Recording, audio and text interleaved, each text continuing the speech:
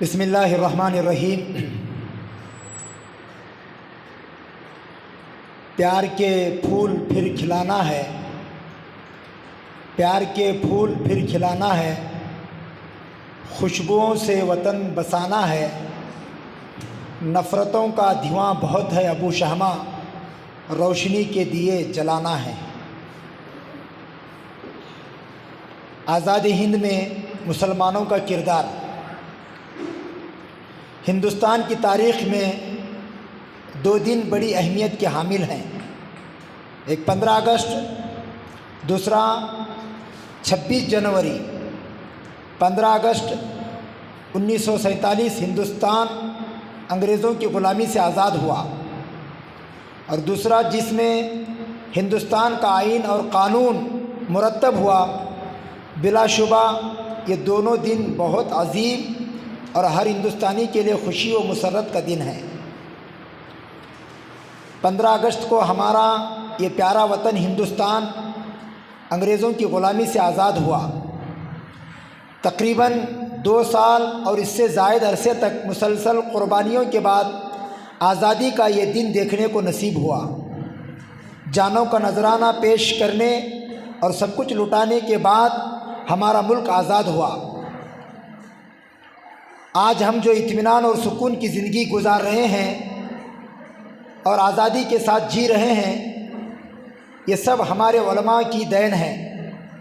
اگر مسلمان میدان جنگ میں نہ کودتے اور علماء مسلمانوں کے اندر آزادی کے جذبے کو پروان نہ چڑھاتے تو پھر شاید کبھی یہ ملک غلامی سے نجات پاتا۔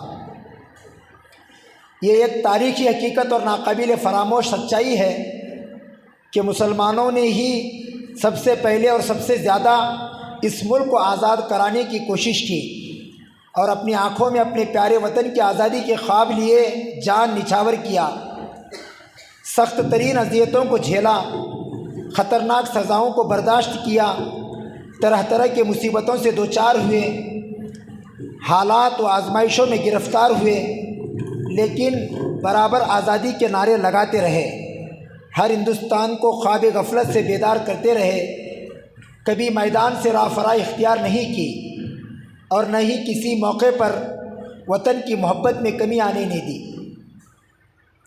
ڈاکٹر مظفر قادری لکھتے ہیں کہ 1857 کی جنگ آزادی میں مسلمانوں نے یہ حیثیت مجموعی جس شدت سے انگریز مخالفت کا ثبوت دیا، اس سے انگریزوں کی آنکھیں کھل گئی۔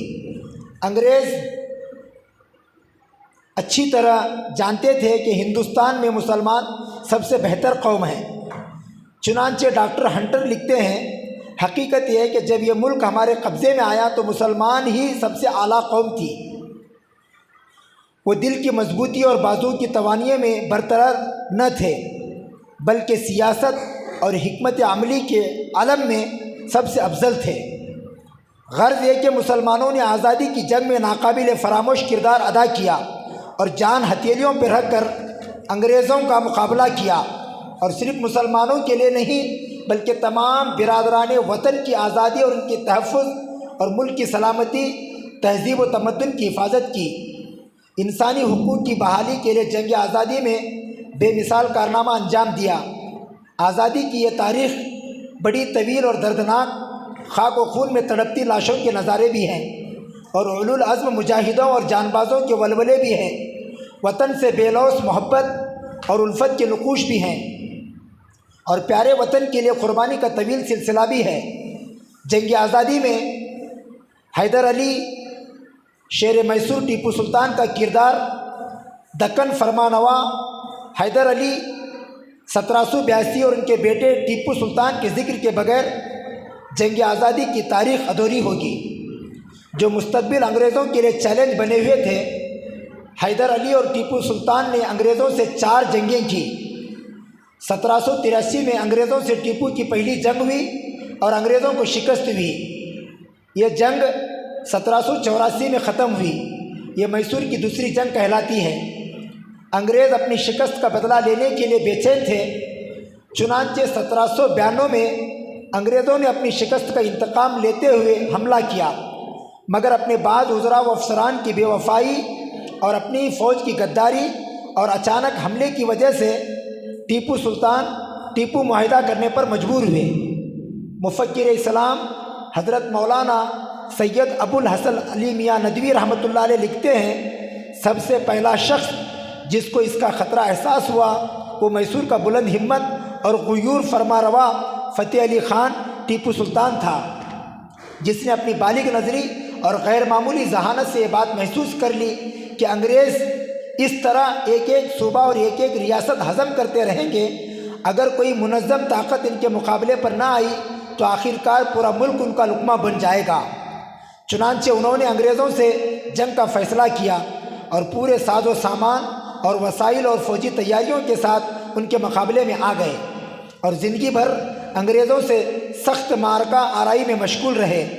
करीब था अंग्रेज़ों के सारे मंसूबे पर पानी फिर जाए और इससे मुल्क से बिल्कुल बेदखल हो जाए, मगर अंग्रेज़ों ने जुनूब हिंद के उमरा को अपने साथ मिला लिया और आखिरकार इस मुजाहिद बादशाह ने 4 मई 1799 को श्रीरंगपट्टन के मार्के में शहीद होकर सुरखरुई हासिल की।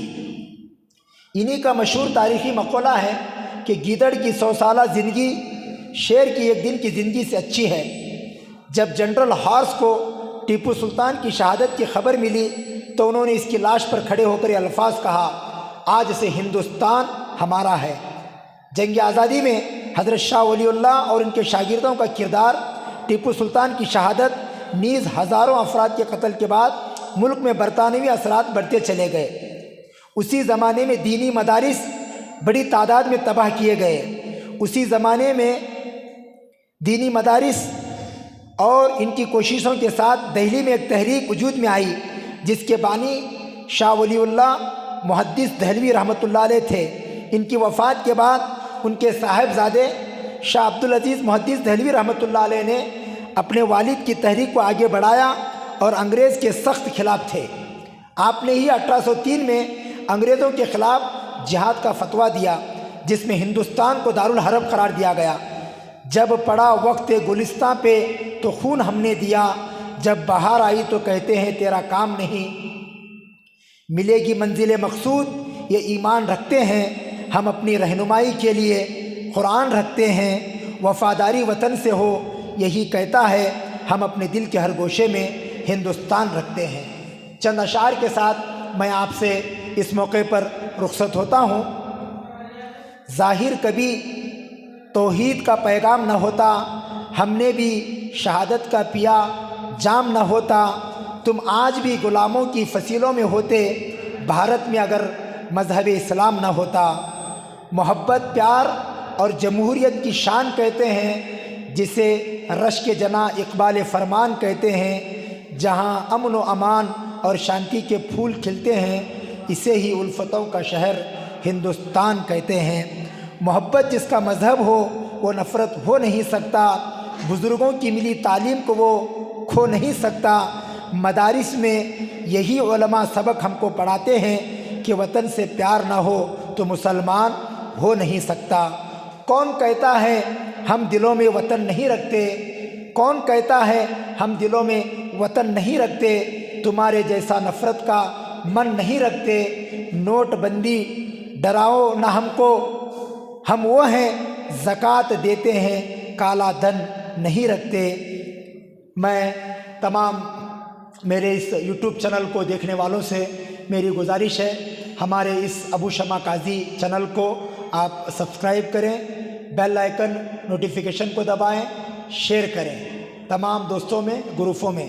मैं इस मौके पर और एक मरतबा दिल की गहराइयों से तमाम बिलगी के मुसलमानों को और ज़िले बागलकोट के तमाम मुसलमानों को, हमारे जामिया दावतुल हक़ एजुकेशन ट्रस्ट, नूरानी पब्लिक स्कूल, आज़ाद इमदाद Islamic association, Jamiat Ulama, Tipu Sultan committee, आल इंडिया कौमी तंजीम, राब्ता मिल्लत की तरफ से तमाम ज़िले बागलकोट के मुसलमानों को मैं 75वीं यौम आज़ादी की मुबारकबादी देते हुए मेरी बात को मैं ख़त्म करता हूँ। अस्सलामु अलैकुम व रहमतुल्लाहि व बरकातुहू।